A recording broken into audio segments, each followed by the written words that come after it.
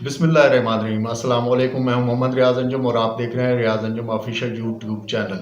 بہت بڑی خبر ہے وہ یہ کہ پاکستان پیپلز پارٹی کے مرکزی رہنما سابق اٹارنی جنرل اور گورنر پنجاب سردار لطیف کھوسہ کے گھر پر ہونے والی فائرنگ کا ملزم بالآخر گرفتار کر لیا گیا۔ اور جیسا کہ یہ موسم ہے، جیسا کہ یہ ماحول بن چکا ہے کہ اس ملزم کا تعلق بھی پی ٹی آئی سے نکلا ہے، اور یہ زبیر خان نیازی نے اس بندے کو ہائر کیا تھا۔ محسن لمبا ملزم کا نام ہے، اور D I G investigation Kamran Adil نے سنسنی خیز انکشافات کیے ہیں کہ اس ملزم کی گرفتاری میں پولیس کا بڑا اہم کردار ہے اور اس نے بڑے انکشافات کیے ہیں۔ آئیے پہلے سنتے ہیں کہ اس ملزم نے انکشافات کیا کیے ہیں۔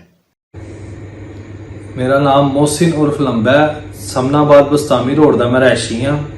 16 تاریخ 1:30 بجے D H A Ghazi road دے کول لطیف کھوسے دے گھر جڑی فائرنگ ہوئی ہے میں کیتی ہے۔ میرے نال کاشف منڈا سی، بائک تے اسی 2 جنے ہگے ساں۔ زبیر نیازی نے فائرنگ کرن دا مینوں کہا سی۔ اس تو بعد 10 لاکھ روپے دا انہیں مینوں کہا سی کہ میں 10 لاکھ تینوں دواں گا۔ انہیں مینوں 1 لاکھ روپیہ دیتا ہے، باقی پیسے ہلے تک انہیں مینوں نہیں دیتے۔ جی، جیسا کہ آپ نے یہ ویڈیو دیکھی ہے، اس میں جو ملزم صاحب ہیں بڑے اطمینان سے بیٹھے ہوئے ہیں اور ایسے اعترافی بیان دے رہے ہیں جیسے وہ انجوائے کر رہے ہیں، اور انہوں نے کچھ کیا ہی کوئی نہیں۔ اور انہوں نے یہ بھی کہا کہ وہ زبیر خان نیازی نے اس کام کے لیے انہیں تیار کیا، اور 10 لاکھ روپے جو ہیں ان کے ساتھ معاملہ طے پایا تھا کہ سردار لطیف کھوسہ کے گھر پر فائرنگ کی جائے گی۔ اس کے ساتھ اس نے یہ کہا ہے کہ مجھے 1 لاکھ روپیہ دیا گیا اور 9 لاکھ روپیہ نہیں دیا گیا۔ یعنی دیکھیں، فائرنگ کے لیے 10 لاکھ روپے جو ہے وہ اتنی بڑی اماؤنٹ جو ہے دی جاتی ہے، تو پھر جو اقدام قتل ہے یا جو قتل ہے اس کے کتنے پیسے دیے جاتے ہوں گے۔ یہ سپاری والا معاملہ لگتا ہے، لیکن اس کو صرف فائرنگ کے لیے کیا گیا تھا۔ اور دیکھیں بات جو چلی گئی پھر زبیر نیازی کی طرف، اور ڈیفینیٹ وہ اس کا ایک جو بیان آگے اس نے مکمل ویڈیو اس کا نہیں ہے، اس کے مطابق یہ ہے کہ وہ اس پارٹی کی سیاسی سرگرمیوں میں بھی حصہ لیتا رہا ہے، اور وہ موٹر سائیکل پر 2 بندے گئے تھے، ایک آشف تھا ایک وہ تھا، اور انہوں نے فائرنگ کی۔ 10 لاکھ روپے میں معاملہ طے ہوا، 1 لاکھ روپے دیا گیا، اور اس بیچارے کو یہ بھی دکھ ہے کہ باقی اماؤنٹ مجھے نہیں دی گئی، وہ یقیناً اس کو کہیں اور سے مل گئی ہوگی۔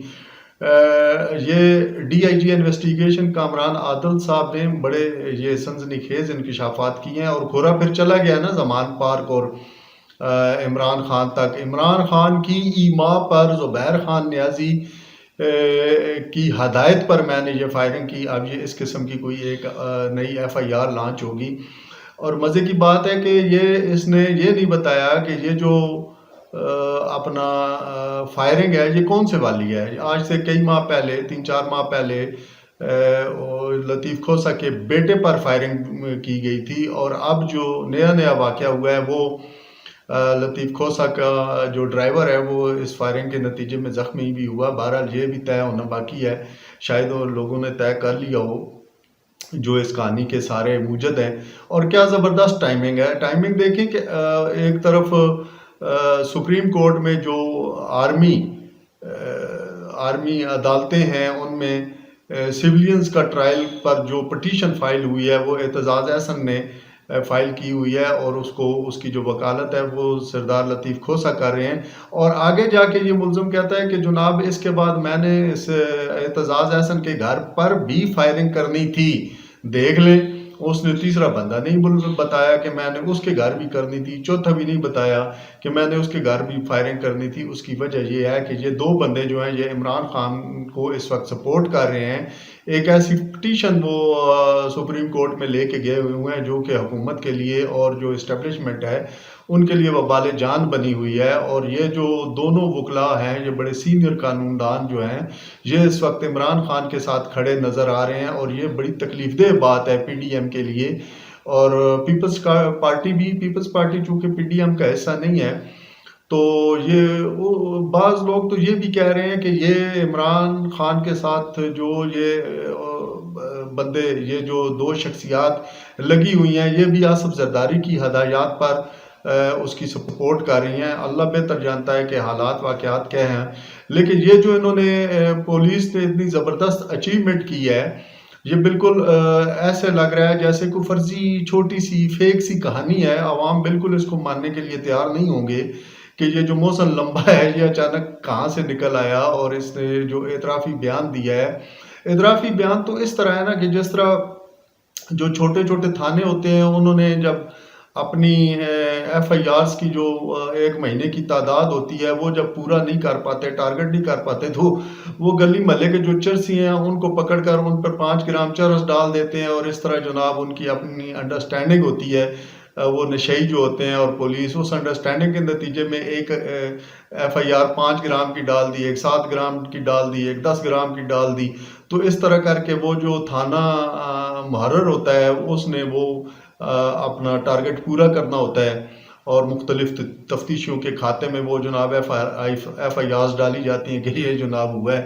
تو یہ کچھ اسی قسم کی کہانی لگ رہی ہے. عوام جو ہے اس کہانی کو بالکل نہیں مانیں گے، اس کا کوئی سر ہے نہ پیر ہے. اب دیکھیں، یہ وہ حالات واقعات ہیں کہ اگر پی ڈی ایم یا جو بھی اور طاقتیں ہیں، وہ جو بھی بیان کریں گی، وہ جو بھی بیانیاں بنائیں گی، جو بھی نیریٹو بنائیں گی، عوام بالکل اس کو تسلیم نہیں کریں گے.